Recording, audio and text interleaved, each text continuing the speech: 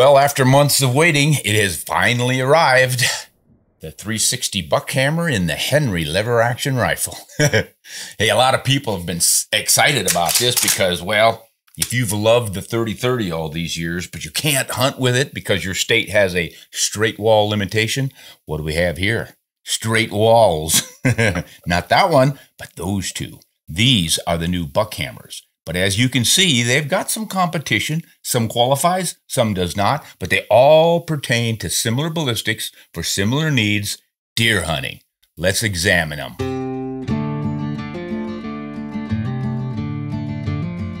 All right, the 360 Buckhammer shoots a .358-inch diameter bullet. It's a 35 caliber. Does that remind you of something from the old days, like maybe the 35 Remington?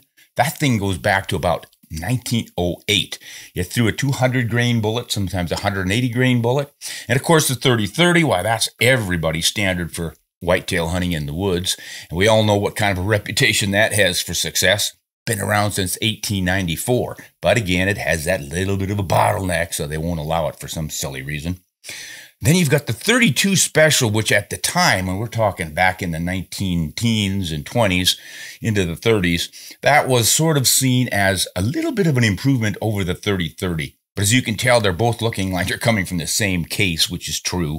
But then so does the 360 Buckhammer.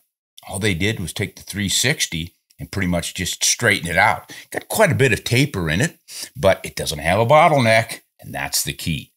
So these two aren't going to work, the old 30-30. We'll certainly compare some numbers with it. The 35 Remington isn't going to be allowed, so we're going to toss that one out. But these two are in the running. Two new cartridges, the 350 Legend, been around for about 3 seasons now, really quite popular. And now the new 400 Legend. How do these compare? We're going to do a lot of shooting outside and show just how well this rifle works, as well as how we can compare impacts of the 360 Buckhammer against the 30-30. And before we jump out there, though, I want to run some numbers past you on all these cartridges just to show you how similar they surprisingly are. Look on your chart here, in a 30-30 Winchester with a 150 grain bullet, 2,300 feet per second muzzle velocity. Look down that muzzle velocity line with the 35 Remington, 350 Legend, 360 Buckhammer, 400 Legend. They're all in that 2,100, 2,000 foot-pounds or muzzle velocity up to maybe 23 or 24. Now, of course, these numbers are going to vary depending on your rifle, the length of your barrel. A lot of these numbers are taken out of a 24-inch barrel, and most lever action hunters are using a 20-inch barrel. Some will even go with an 18. But this gives you a general idea. Then consider muzzle energies, because that's a big deal to a lot of folks who want bigger calibers. They're not so crazy about a faster velocity, but they want a bigger bullet. So you're going to go from a 150 grain bullet all the way up to a 200 grain bullet. And you're going to have muzzle energies that vary from, what, about 1,665 foot-pounds of energy out of 170 grain 30-30. And all the way up to 2,416 out of that 400 Legend. The 360 Buckhammer comes right in there pretty close, 2,108 with the 200 grain bullet, and this might surprise a lot of people. You go to the lighter bullet, 180 grains, and it's got 2,302 foot-pounds of energy. Now, why is that? Because you're driving it faster. Any cartridge is going to run out of steam when the bullets get too heavy. We always sort of say as a knee-jerk reaction, use a heavier bullet, it hits harder. Not necessarily. And this is a good example of it. And you see a similar thing with the 30-30 up on top with the 150 grain bullet landing or launching with more muzzle energy than the 170 grain bullet. But what happens downrange? That's where it really matters. So I took some 150 yard energy numbers out there. And as you can see, now the 170 grain bullet from the 30-30 is taking over. Got about, not quite, but almost 100 foot-pounds more energy than 150 grain. 360 Buckhammer, yeah, you've kept more energy downrange with 1,254 foot-pounds out of a 180 grain bullet, whereas the 200 is only giving you 1,159 foot-pounds. Is any deer going to complain about that? I don't think so. But it is interesting to see those numbers. Look at the 400 Legend with its 215 grain bullet. It's putting out 1,379 foot-pounds of energy at 150 yards. So if you're thinking of maybe elk hunting with one of these, you might want to pay a little more attention to those numbers. Then recoil is going to bother some folks too. We're always concerned about how much can I take. And really, they're not that far apart in any of these. What's the lightest one here? 9.7 foot-pounds of recoil energy out of the 350 Legend with 150 grain bullet. Up to 17 foot-pounds out of that 400 Legend. The Buckhammer's kind of landing right in the middle, 13.6 foot-pounds with 180 grain bullet. 16.3 foot-pounds with a 200 grain bullet. I don't know that too many people are going to notice the difference on any of those unless they're starting off with that 10 foot-pound range and then jumping up suddenly to 17. That's getting up there to where it might start to make a difference, but nothing compared to shooting a standard 30-06.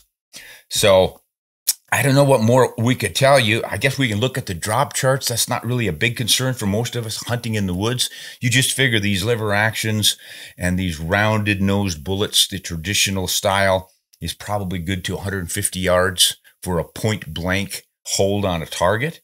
If you zero them at 150 yards, as I did here on the chart, you'll see that they're all landing somewhere around 1.5 to 2.5 inches high at 100, which on a deer, poof, that's not going to make any difference. You aim for the middle of the vitals and the chest, you're going to do just fine. It's at 200 where they start to drop perhaps a little too much. But even there, you'll notice that, gosh, they're all coming in at about 4.5 to 6.5 inches of drop. And the Buckhammer, no exception, it falls right in the middle again, 4.4 inches of drop, 200 yards with a 180 grain bullet, 5.3 with a 200. So I think what you're looking at with this Buckhammer is getting pretty similar performance to the old 30-30 or the 32 or the 35 Remington from way back when, or today against your other straight walls, which I think is what most of us will be judging it against.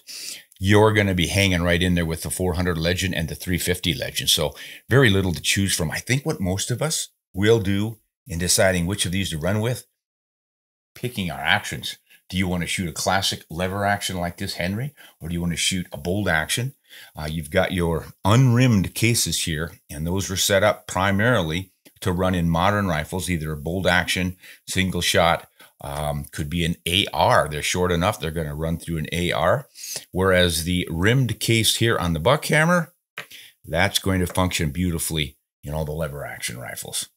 You could also get it in single shots if you want, pretty simply. So that's what we're up against. Now let's go out and do some more shooting with this big guy and the 30-30. Maybe we'll shoot something that's going to show what kind of energy is being put out.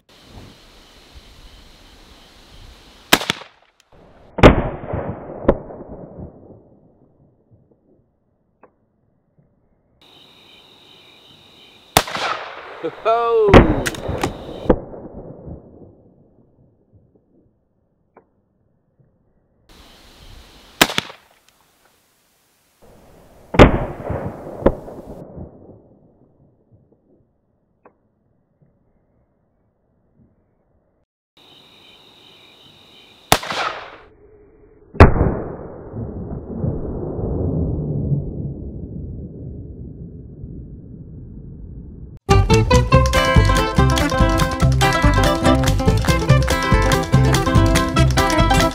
Well, this is as good as I could do, guys. We've got the 30-30 right there, still stuck in. I've been prying around on it. It's not coming out easily, but at least we can see it's one clump.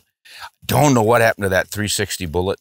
It's 180 grainer in there somewhere. Like I say, it looks like it only went in about an inch, inch and a half.